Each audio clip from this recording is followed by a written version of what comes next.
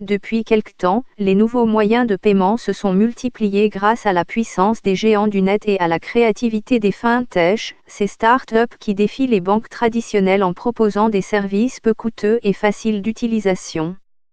Cette révolution annoncée pourrait bouleverser nos habitudes de consommation et les stratégies des professionnels du secteur. Entrez dans un restaurant KFC de la ville chinoise de Hangzhou et vous trouverez des clients qui n'utilisent ni carte bancaire, ni argent liquide pour se faire servir.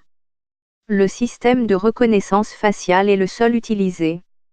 Le système Smile to Pay signifie qu'un appareil photo au comptoir scanne le visage d'un client, vérifie son identité à partir des enregistrements de l'application Alipay et effectue le paiement.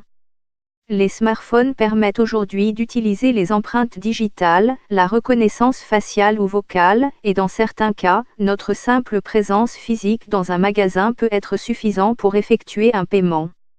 Envoyer un message sur un mobile pour prendre un bus ou transférer de l'argent chez soi est courant en Afrique.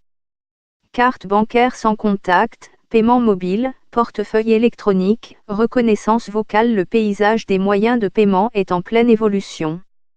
Des millions de personnes se tournent de plus en plus vers leur smartphone non seulement pour payer, mais aussi pour gérer leur argent en demandant des prêts, en trouvant la meilleure affaire d'assurance ou en faisant un don. Les paiements non liquides en Chine ont augmenté de 63% de 2014 à 2015. Au Royaume-Uni, ils ont désormais dépassé l'utilisation des billets et des pièces de monnaie. Le défi est donc grand dans le monde. Pendant ce temps, la technologie réinvente les fondements même de la finance. Au XVIe siècle avant J.C., les marchandises étaient échangées contre une autre forme de monnaie, le kauri. Plus tard, au VIIe siècle avant J.C., les pièces de monnaie ont été frappées en Lydie, dans la Turquie moderne, à partir de l'électrum, un alliage naturel d'or et d'argent trouvé dans les lits des rivières. Beaucoup plus tard, le billet a été introduit en Chine. Connus pour leur légèreté, ils ont été soutenus par l'autorité centrale. Selon Ben Alsop, conservateur de la City Money Gallery du British Museum de Londres, cela a introduit un concept essentiel, la confiance. Confiance des autorités et confiance que ce morceau de papier valait vraiment quelque chose. Ainsi, pendant des années, les monnaies ont traditionnellement été émises par les gouvernements via les banques centrales. Aujourd'hui, les crypto-monnaies peuvent être créées et stockées électroniquement sur un système complètement décentralisé. Plus d'1 millier existent dans le monde, le plus connu étant Bitcoin.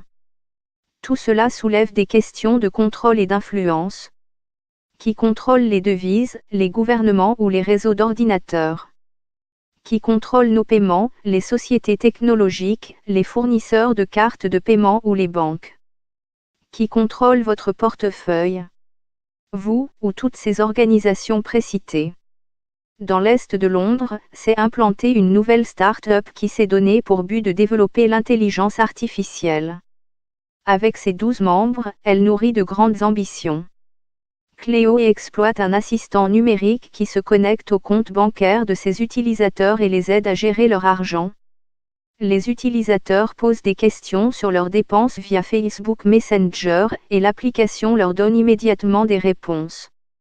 J'ai lancé Cléo pour résoudre un problème personnel, explique Barney Usyo, fondateur et PDG de 27 ans. Chaque mois je me retrouvais en découvert bancaire, alors j'ai construit Cléo pour me connecter à mes services bancaires en ligne et me dire quand je n'avais plus d'argent. Cela a changé mes dépenses. Cela a changé la façon dont je gérais mon portefeuille. L'assistant a été lancé au Royaume-Uni et compte aujourd'hui près de 100 000 utilisateurs. Barney Usyo veut atteindre 1 milliard de clients à travers le monde et impliquer les banques. Mais comment? Il dit que les assistants numériques peuvent remplacer les applications bancaires, trouver de meilleures affaires en analysant les données des transactions des 12 derniers mois. Cléo ne sera jamais une banque de détail, mais elle aura certaines des fonctions d'une banque de détail, comme envoyer de l'argent à des amis ou obtenir un prêt, selon Barney Usyo. Son audace peut être basée, en partie, sur les preuves de la Chine, où l'application WeChat de Tencent a démarré comme un service de messagerie mobile, mais est maintenant une énorme entreprise offrant une gamme de services financiers.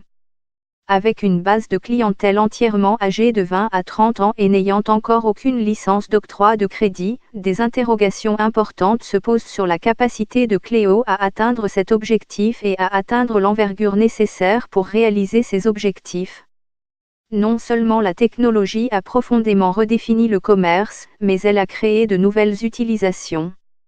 Qui aurait pu prédire en 2007, au moment de la création du smartphone, l'écosystème qui allait se mettre en place autour des applications qui nous guident dans notre manière de consommer, communiquer auprès de nos amis, utiliser des services divers.